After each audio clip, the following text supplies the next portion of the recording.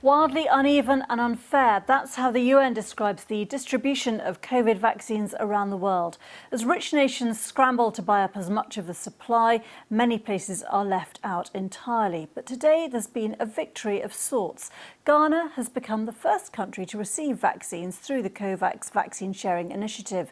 They're produced by the Serum Institute of India. A total of 600,000 doses of the vaccine, developed by AstraZeneca and Oxford University, has arrived in the Ghana capital, Accra. But what about the COVAX plan, and how can it help ensure that vaccines are shared fairly amongst all nations? The World Health Organization programme is aiming to deliver 2 billion doses to people in 190 countries by the end of the year.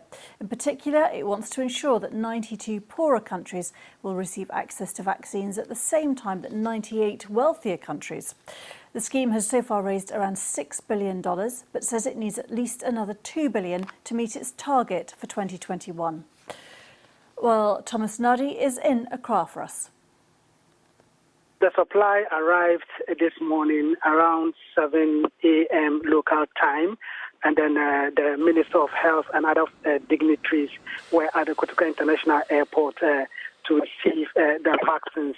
And so before these vaccines arrived, the country had decided to, the authorities had decided to educate people about the vaccines, the fact that it was safe for them to use and that it had gone through all the necessary protocols. So the rollout is expected next month, and it will be done between March and October. And they are targeting about 20 million Ghanaians. And what's the response been there, and how are they deciding exactly who receives it? Well, the response has been good because Ghana had seen a spike in cases, in COVID-19 cases. There was elections in December, and also because of the Christmas festivities, we saw a rise in cases. People abandoned some of the protocols.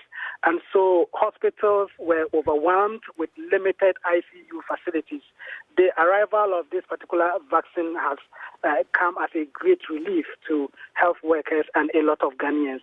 And now they want to prioritize only frontline health workers, and then people with underlying health conditions, as well as adults 60 years and above. But they'll also be vaccinating other frontline workers in the security agencies. We have members of parliament, the executive, and also the judiciary. And do you know why Ghana was chosen for this delivery first?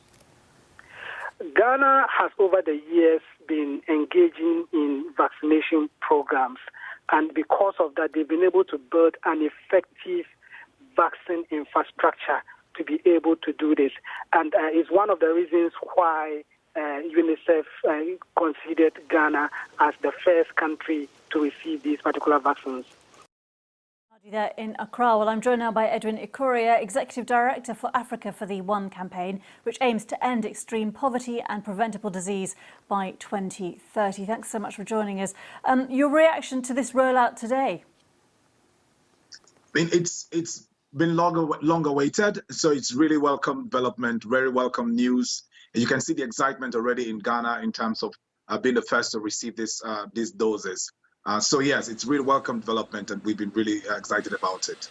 Can you just clarify how this whole system is working? Is this about donations from any nation that is able to going into a central pot, and then that it sort of buys up supplies from commercial vaccine makers? No, the COVAX facility, it's a multilateral framework that is really spearheaded by the WHO and Gavi. And the idea here is to pool fund and be able to access vaccines from the manufacturers themselves as soon as they become available, so that all the countries around the world, whether you have the financing or you don't, will be able to have access at least to critical vaccines that will take care of key populations like the health workers, like the aged people and all of that. The COVAX facility is aiming to reach about 25% of population in low-income countries. But this pool funding is, as it's designed, requires the support of the richer nations. And that's why it is really we're promoting that, because if they don't get that support, that initial access to these vaccines, in terms of the timing, which is also very important, wouldn't happen. And so it's not just about richer nations donating their doses, it's also about pool funding to be able to access directly from manufacturers as soon as it is available. Yes, so how is it decided, for example, in countries which are manufacturing vaccine, like India in this case, others, of course, right around the world, whether they give that vaccine supply to their own domestic populations through domestic governments, or whether they supply it and redistribute it? So it's not necessarily about the logistics of how it gets to the countries that need it. It's a bit complex. There are some arrangements that already happen within the COVAX system that requires how prepared are the countries. So when vaccines become available, say for instance from India, the AstraZeneca vaccine, when it becomes available, which countries are ready, are prepared with a plan to be able to distribute immediately? Those are the kind of considerations that come into it. Now, for India, for instance, it has its own plan as a country, either as part of COVAX or on its own. The African Union has its own plan as a continent, whether as part of COVAX as well as independent procurement mechanisms. So it depends on what is available, who is able to make theirs available as at when it is due, and who has the plan to be able to distribute it as soon as it arrives. Those are the kind of considerations that take place. But it's about commitment first. So for instance, at the African Union, they have to have procure, they basically pay for commitment so that when the vaccines are produced, just like rich countries have done already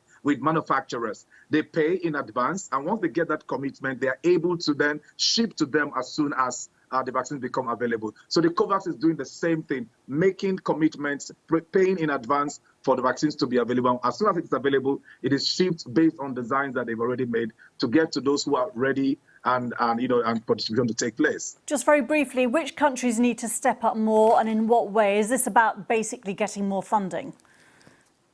Yeah, the ACT Accelerator or the COVAX process itself needs more funding.